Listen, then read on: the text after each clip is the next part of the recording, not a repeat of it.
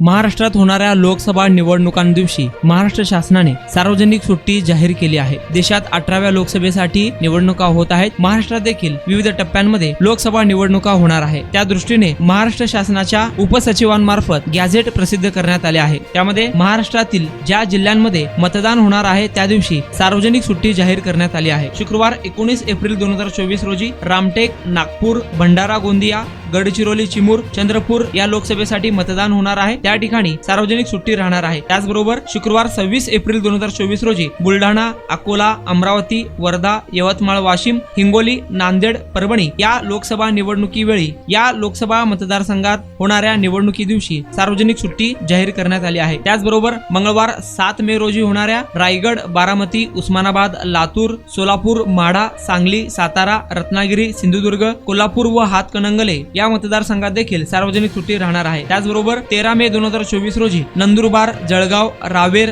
जालना, औरंगाबाद, मावळ, पुणे, शिरूर, अहमदनगर, शिर्डी व बीड या लोकसभा मतदारसंघात सार्वजनिक सुट्टी राहणार आहे। तसेच 20 मे 2024 रोजी होणाऱ्या धुळे, दिंडोरी, नाशिक, पालघर, भिवंडी, कल्याण, ठाणे, मुंबई उत्तर, मुंबई उत्तर पश्चिम, मुंबई उत्तर पूर्व, मुंबई उत्तर मध्य, मुंबई दक्षिण मध्य, मुंबई दक्षिण या मतदारसंघात देखील सार्वजनिक सुट्टी जाहीर करण्यात आली आहे।